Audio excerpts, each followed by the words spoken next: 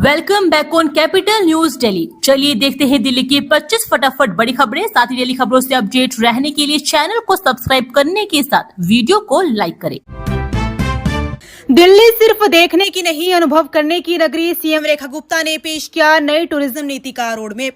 दिल्ली की मुख्यमंत्री रेखा गुप्ता ने आज अक्षरधाम मंदिर में आयोजित spiritual and heritage tourism conclave 2026 में हिस्सा लिया। इस कार्यक्रम में आध्यात्मिक गुरु सदगुरु जग्गी वासुदेव भी मौजूद रहे। सम्मेलन का विषय था Delhi the capital of spirituality, heritage and experiences. मुख्यमंत्री ने इस मौके पर 4 नए आध्यात्मिक और विरासत पर्यटन सर्किट्स का शुभारंभ किया। इन सर्किट्स का मकसद दिल्ली को सिर्फ गुजरने वाली जगह नहीं बल्कि रुककर अनुभव करने वाली जगह बनाना है। पर्यटक यहां केवल स्मारक देखकर न लौटे बल्कि दिल्ली की आध्यात्मिकता, इतिहास, संस्कृति और विविध आस्थाओं को करीब से महसूस करें। दिल्ली में पानी के पुराने बिलों पर बड़ी राहत। एलपीएससी माफी योजना की समय सीमा 31 मार्च 2027 तक बढ़ी। पुराने पानी के बिलों पर लगातार बढ़ रहे लेट पेमेंट सरचार्ज से परेशान दिल्ली के उपभोक्ताओं के लिए राहत की समय सीमा बढ़ा दी है। दिल्ली सरकार ने दिल्ली जल बोर्ड की एलपीएससी माफी योजना की अवधि बढ़ाकर 31 मार्च 2027 तक कर दी है। पहले इस योजना का लाभ लेने की अंतिम तारीख 15 अगस्त थी। जल मंत्री प्रवेश वर्मा ने रविवार को योजना की अवधि बढ़ाने की घोषणा की। योजना के तहत उपभोक्ताओं को पुराने पानी के बिल का मूल बकाया जमा करने पर 100% एलपीएससी माफ किया जाएगा। इस सुविधा घरेलू के साथ साथ गैर घरेलू और व्यावसायिक उपभोक्ताओं के लिए भी उपलब्ध रहेगी। सरकार का कहना है कि इससे लंबे समय से लंबित पानी के बिलों को निपटाने में उपभोक्ताओं को राहत मिलेगी और साथ ही डीजेबी को अपना मूल बकाया वसूलने में मदद मिलेगी। दिल्ली सरकार होगी पेपरलेस, टैबलेट पर मिलेंगे सभी दस्तावेज। ई कैबिनेट प्रणाली लागू करने की तैयारी। दिल्ली सरकार राजधानी में आधुनिक ई कैबिनेट प्रणाली लागू करने की तैयारी कर रही है। मुख्यमंत्री रेखा गुप्ता ने रविवार को राष्ट्रीय सूचना विज्ञान केंद्र के विशेषज्ञों के साथ बैठक कर प्रस्तावित व्यवस्था पर विस्तृत चर्चा की। इसका उद्देश्य कैबिनेट की पूरी प्रक्रिया को पेपरलेस, सुरक्षित, तेज और पारदर्शी बनाना है। ई कैबिनेट प्रणाली लागू होने के बाद कैबिनेट नोट, एजेंडा, एनेक्सर, निर्णय और बैठक की कार्यवाही यानी मिनट्स डिजिटल माध्यम से तैयार, साझा और सुरक्षित रखे जा सकेंगे। कैबिनेट बैठक के दौरान मंत्री और वरिष्ठ अधिकारी टैबलेट के जरिए आवश्यक दस्तावेज देख सकेंगे। इससे कागज आधारित फाइलों पर निर्भरता कम होगी और दस्तावेजों के प्रबंधन में लगने वाला समय भी बचेगा। पहले दिन कुछ ही घंटों में बिक गए डीडीए के फ्लैट्स। कर्मजीवी आवास योजना को मिल रहा बम्पर रिस्पांस। दिल्ली विकास प्राधिकरण की नई कर्मजीवी आवास योजना 2026 ने स्वतंत्रता दिवस पर शुरुआत के साथ सफलता की ओर कदम बढ़ा दिए हैं। छूट दरों पर पेश की गई इस योजना के पहले ही दिन 50% से अधिक रेडी टू मूव फ्लैट हाथों हाथ बिक गए। सर्वाधिक होड़ 1 BHK फ्लैटों को लेकर देखने को मिली, जो बुकिंग होने के महज कुछ ही घंटों के भीतर पूरी तरह बिक हो गए। अधिकारियों के मुताबिक 80वें स्वतंत्रता दिवस के मौके पर एलजी तरनजीत सिंह संधू के मार्गदर्शन में शुरू की गई ये योजना पहले आओ पहले पाओ के आधार पर खोली गई थी।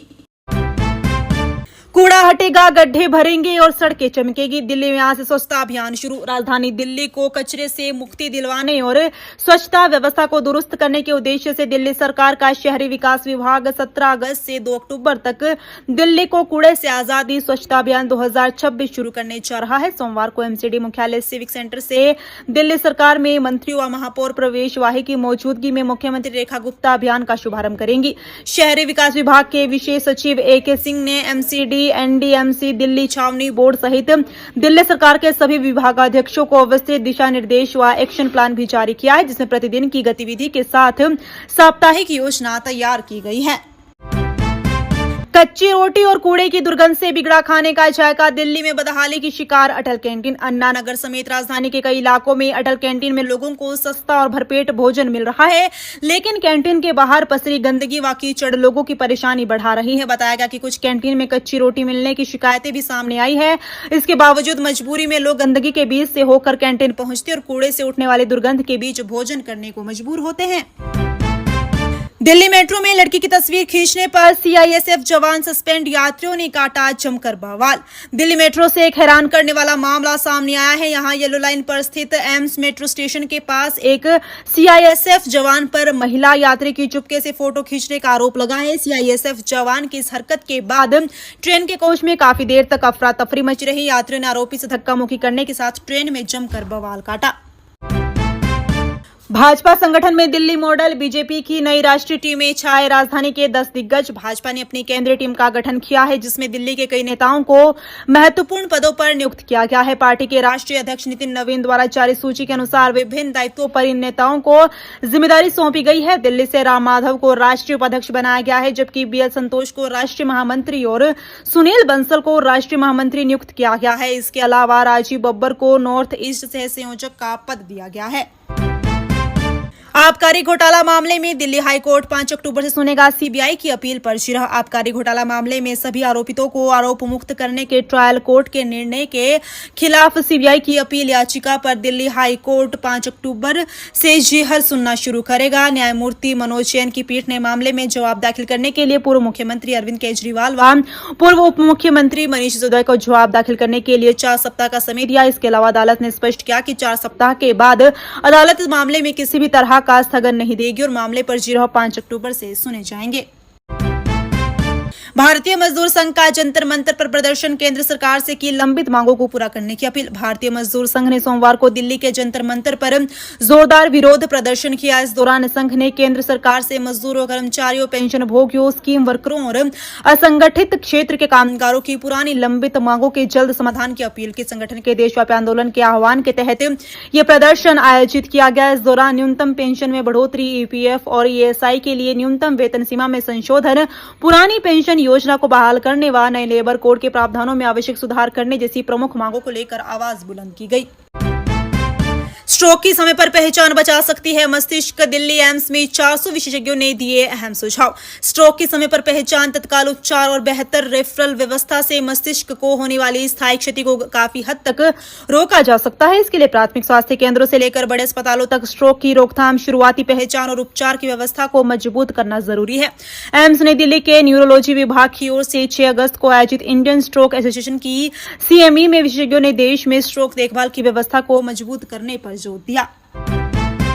पश्चिमी एशिया में युद्ध के हालात ने दिल्ली सरकार को लगाया 72 करोड़ से ज्यादा का चूना। पश्चिमी एशिया में युद्ध के हालात के चलते बिटुमिन से बनने वाली सड़कों की 2 बड़ी योजनाओं पर सरकार ने संशोधित लागत को मंजूरी दी है। वित्तीय वर्ष 2026-27 की छठी व्यय वित्त समिति की बैठक में पूर्वी और उत्तरी रखरखाव जोन की कुल 162.712 किलोमीटर सड़कों के सुदृढ़ीकरण के लिए 467.66 करोड़ रुपए की मंजूरी दी है। इस मंजूरी में पश्चिमी एशिया में युद्ध के हालात के चलते महंगे हुए बिटुमिन से कुल 72.55 करोड़ की राशि बढ़ गई है।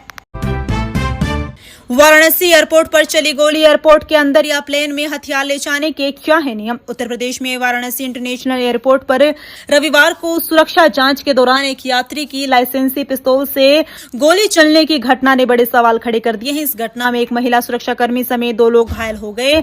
वहीं घटना के बाद पुलिस ने तुरंत एक्शन लेते हुए आजमगढ़ निवासी यात्री कमलेश राय को हिरासत में ले लिया। इस सनसनीखेज घटना के बाद हवाई यात्रा के दौरान हथियार ले जाने के नियम और शर्तों को लेकर फिर से चर्चा शुरू हो गई है। मिशन ओलंपिक 2036 भारतीय खिलाड़ियों की ट्रेनिंग होगी हाईटेक, पदक दिलाने में तकनीकी मदद करेगा आईआईटी।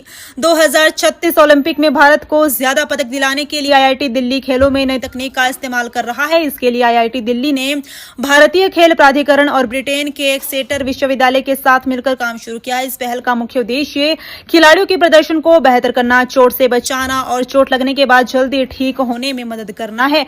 खिलाड़ियों की ट्रेनिंग को भी आंकड़ों और वैज्ञानिक तरीके से बेहतर बनाया जाएगा। जानकारी के मुताबिक जनवरी 2024 में आईआईटी दिल्ली और एक्सेटर विश्वविद्यालय के बीच साझेदारी हुई थी। इसमें खेल विज्ञान, खिलाड़ियों के बेहतर प्रदर्शन और चोट से उबरने जैसे विषयों पर काम करने का फैसला हुआ था। दिल्ली के रघुबीर नगर में ई रिक्शा बैटरी विस्फोट से गोदाम में लगी आग, 2 लोगों की मौत। पश्चिमी दिल्ली के रघुबीर नगर में सोमवार तड़के चार्जिंग में लगी ई रिक्शा की पोर्टेबल बैटरी में अचानक विस्फोट हो गया। धमाके के बाद पहली मंजिल पर रखे घरेलू सामान में आग लग गई। हादसे के समय किराए के कमरे में सो रहे 17 वर्षीय मोहम्मद सफेद और उसके 38 वर्षीय मामा मोहम्मद सहमद आग की चपेट में आकर गंभीर रूप से झुलस गए। इसके बाद दोनों को गुरु गोविंद सिंह अस्पताल ले जाया गया, जहां चिकित्सकों ने उन्हें मृत घोषित कर दिया। हादसे के समय सफेद के पिता मोहम्मद नसीब घर पर नहीं थे। कल्याणपुरी में सफाई कर्मी की हत्या के विरोध में हड़ताल, यमुना पार में ठप हो सकती है सफाई व्यवस्था। कल्याणपुरी में मेट्रो वेस्ट के सफाई कर्मी की चाकू मारकर हत्या के विरोध में सोमवार को बड़ी संख्या में सफाई कर्मचारी धरने पर बैठ गए। कर्मचारियों ने लाल बहादुर शास्त्री अस्पताल और स्वामी दयानंद अस्पताल के बाहर प्रदर्शन करते हुए काम बंद रखा। कर्मचारियों के हड़ताल पर जाने से यमुना पार के कई इलाकों में घर घर से कूड़ा उठाने की व्यवस्था प्रभावित होने की आशंका है। यदि हड़ताल आगे भी जारी रहती है तो सफाई व्यवस्था पर इसका व्यापक असर पड़ सकता है। 10 मिनट तक तड़पता रहा अनिल, गर्दन पेट पर चाकू से किए 7 वार। दिल्ली सफाई कर्मी हत्याकांड में बड़ा खुलासा। पूर्वी दिल्ली के कल्याणपुर इलाके में दिन दहाड़े चाकू से ताबड़तोड़ वार करके अनिल कुमार नाम के सफाई कर्मचारी की बेरहमी से हत्या करने वाला पुलिस की गिरफ्त से दूर है। चाकू से घायल होने के बाद सफाई कर्मचारी 10 मिनट तक सड़क पर तड़पता रहा। किसी ने उसकी मदद नहीं की। आरोपी निहाल उर्फ गुल्ला की तलाश में पुलिस की कई टीमें त्रिलोकपुरी व कल्याणपुरी की झुग्गियों और शराब के ठेकों पर छापेमारी कर रही है। पुलिस को जांच में पता चला है कि आरोपी को शराब की बहुत लत है। मोबाइल भी इस्तेमाल नहीं करता है। रिश्तेदारों ने उससे दूरी बनाई हुई है। वैन में दृष्टि बाधित बच्चे से हैवानियत, दिल्ली एससी ने बरकरार रखी सजा, 20 की जगह 14 साल होगी जेल। वैन में दृष्टि बाधित नाबालिग लड़की का यौन शोषण करने के मामले में एक व्यक्ति को दोषी ठहराए जाने के फैसले को दिल्ली हाईकोर्ट ने बरकरार रखा है। न्यायमूर्ति चंद्रशेखरन सुधा की पीठ ने कहा कि अपीलकर्ता ने लड़की की लाचारी का फायदा उठाया। हालांकि पीठ ने उसकी जेल की सजा को 20 साल से घटाकर 14 साल कर दिया। कोर्ट ने सुप्रीम कोर्ट के एक फैसले का हवाला देते हुए कहा कि दुष्कर्म के अपराध के लिए 14 साल से ज्यादा की कोई तय सजा के बजाय ट्रायल कोर्ट या तो कम से कम 10 साल या उम्र कैद की सजा दे सकता है। याचिका के अनुसार 12 साल की इस लड़की की आंखों की रोशनी 3 साल की उम्र में चली गई थी। पीठ ने कहा कि अपीलकर्ता ने पीड़िता की लाचारी का फायदा उठाकर उसे अपनी गाड़ी में बिठाया और उसके साथ दुष्कर्म किया। अमन मुल्ला की खुलेगी history sheet, Sahib Salmani brother gang से कनेक्शन खंगार रही दिल्ली पुलिस। बाहरी दिल्ली के लालबाग इलाके में किशोर की हत्या के मामले में गिरफ्तार अमन उर्फ मुल्ला का आपराधिक रिकॉर्ड पुलिस के लिए चिंता का विषय बना हुआ है। अमन के खिलाफ हत्या के प्रयास, धमकी देने, चोरी, झपटमारी, वाहन चोरी, लूट और आर्म्स एक्ट समेत कुछ अन्य मामले दर्ज हैं। लगातार आपराधिक गतिविधियों को देखते हुए आदर्श नगर थाना पुलिस उसकी हिस्ट्री शीट खोलने और रजिस्टर नंबर 10 में नाम दर्ज करने के लिए वरिष्ठ अधिकारियों से अनुमति मांगी है। 2 दिन चला बुलडोजर, एक सप्ताह में फिर कब्जा। रानी गार्डन में डीडीए की कार्रवाई पर सवाल। रानी गार्डन में डीडीए की कार्रवाई हवाई साबित हुई। कार्रवाई के एक सप्ताह में फिर से डीडीए की जमीन पर अवैध पार्किंग, नर्सरी व झुग्गियां बस गई। जो अतिक्रमण डीडीए ने 2 दिन लगातार अभियान चलाकर हटाया था वह फिर से हो गया है। स्थानीय लोगों ने डीडीए पर सवाल उठाए कि अधिकारी चाहते ही नहीं है अतिक्रमण जड़ से हटे, दोबारा से अतिक्रमण ना हो। डीडीए ने इसकी व्यवस्था ही नहीं की है। डीडीए ने 6 व 7 अगस्त को रानी गार्डन में कार्रवाई करके बुलडोजर से 50 से अधिक झुग्गियां हटाई थी। इसके साथ ही नर्सरी की जगह बुलडोजर से खोदी गई थी। अवैध पार्किंग भी हटाई थी। 2 दिन तक चली इस कार्रवाई में 3 बीघा जमीन को खाली करवाया गया था। कार्रवाई को 1 सप्ताह भी नहीं हुआ था। दिल्ली में कूड़े के पहाड़ों पर नई परिभाषा। एमसीडी ने कचरे को 3 श्रेणियों में बांटा। दिल्ली के तीनों कूड़े के पहाड़ खत्म करने की समय सीमा भले ही बार बार बदल रही हो, लेकिन अब नगर निगम ने इन लैंडफिल साइट पर मौजूद कचरे की परिभाषा ही बदल दी है। एमसीडी ने लैंडफिल पर पड़े कचरे को 3 श्रेणियों में बांटा है। इसके तहत 31 मार्च 2025 तक डाला गया कचरा ही लीगेसी वेस्ट यानी पुराना कचरा माना जाएगा। इसके बाद का कचरा पहले सेमी लीगेसी और फिर फ्रेश वेस्ट की श्रेणी में रखा गया है। इससे पुराना कचरा हटाने की प्रगति रिपोर्ट में आंकड़े अलग अलग दिखेंगे, लेकिन लैंडफिल पर मौजूद कुल कचरे की मात्रा इससे कम नहीं होगी। 1 करोड़ छात्रों को मुफ्त कोचिंग का तोहफा। प्रतियोगी विद्यार्थियों ने उठाए कोचिंग और पीजी के महंगे खर्च पर सवाल। यूपीएससी समेत अन्य प्रतियोगी परीक्षाओं की तैयारी के लिए देश भर से छात्र दिल्ली के ओल्ड राजेंद्र नगर और मुखर्जी नगर पहुंचते हैं। उनके बीच प्रधानमंत्री नरेंद्र मोदी द्वारा स्वतंत्रता दिवस समारोह में लाल किला की प्राचीर से 1 करोड़ प्रतियोगी छात्राओं के लिए निःशुल्क ऑनलाइन कोचिंग की घोषणा ने नई उम्मीद पैदा की है, लेकिन कोचिंग और पीजी के मकड़जाल पर लगाम लगाने के लिए ठोस तंत्र और क्रियान्वयन की उनकी मांग यथावत है। रविवार को ओल्ड राजेंद्र नगर के मुख्य मार्ग व गलियों में छात्रों ने बातचीत में कहा कि इस महत्वाकांक्षी योजना से उन गरीब और मध्यम वर्ग के प्रतियोगी विद्यार्थियों को लाभ होगा जो आर्थिक मजबूरियों के चलते चाहकर तैयारी नहीं कर पाते हैं या आर्थिक दिक्कतों के चलते बीच में ही बाहर हो जाते हैं। लालकोट से रायपिथौरा तक दिल्ली के हिंदू विरासत के संरक्षण पर क्यों नहीं ध्यान। भारतीय पुरातत्व सर्वेक्षण एक तरफ मुगलकालीन स्मारकों के संरक्षण को लेकर लगातार काम कर रहा है और इनके संरक्षण के लिए आने वाले समय के लिए भी कार्य योजना बना रखी है, मगर दिल्ली के इतिहास में हिंदू शासन से जुड़े प्रमुख प्रमाणों के रूप में मौजूद राजा अनंगपाल तोमर के किला लालकोट और पृथ्वीराज चौहान के किला रायपिथौरा पर ध्यान नहीं है।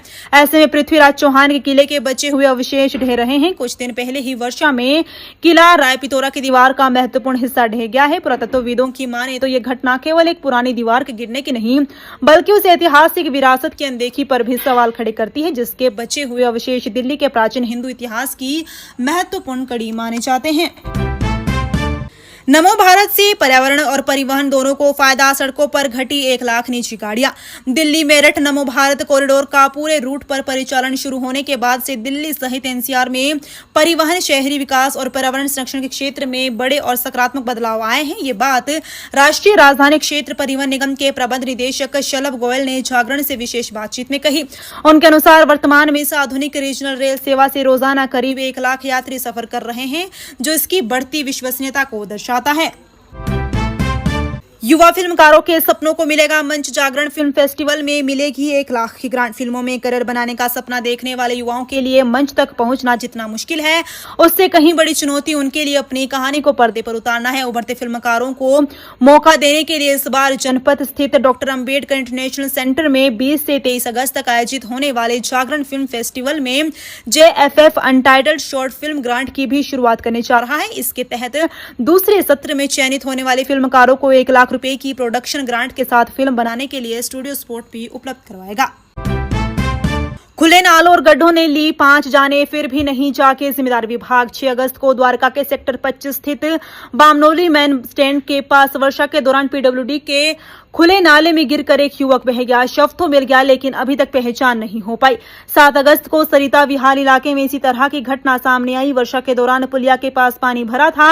नाला और सड़क के बीच अंतर नहीं पता चला। युवक का पैर फिसला और नाले में बह गया। 1 दिन बाद शव मिला तो पहचान 18 वर्षीय अंकित कुमार के रूप में हुई है। 13 अगस्त को बवाना में DDA के खाली प्लाट में 7 फीट गहरे गड्ढे में भरे पानी में डूबने से 9 और 11 साल के 2 बच्चों की मौत हो गई।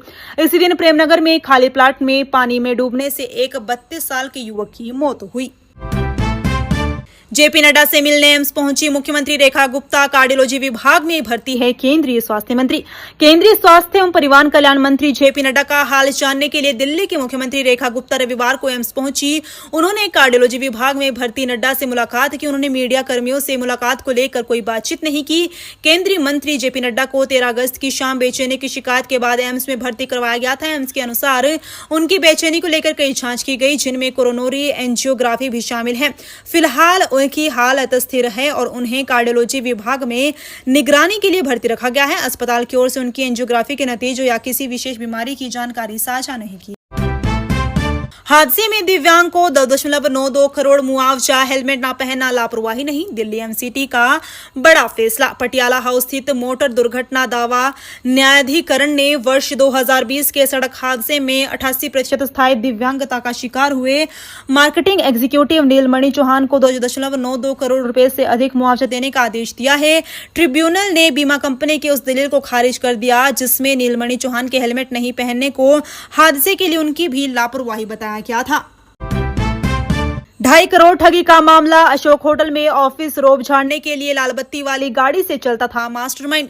केंद्र सरकार की ओर से पर्यावरण संरक्षण के लिए गठित काउंसिल में हरियाणा का चेयरमैन बनाने का झांसा देकर कारोबारी से 2.9 करोड़ रुपए ठगने वाले गिरोह ने पीड़ित पर प्रभाव जमाने के लिए पूरी तैयारी कर रखी थी। गिरोह के मास्टरमाइंड राहुल द्विवेदी ने नई दिल्ली स्थित अशोक होटल में बाकायदा अपना कार्यालय जैसा माहौल बना रखा था। आरोपित होटल के दूसरे और छठे तल पर स्थित बिजनेस डेवलपमेंट सेंटर को बुक करते थे। यही कारोबारी भरत शर्मा का फर्जी इंटरव्यू भी करवाया गया था। सरकारी काउंसिल का चेयरमैन बनाने का झांसा देकर 7 माह तक की ठगी। पीड़ित ने घर गिरवी रखकर दिए 2.5 करोड़।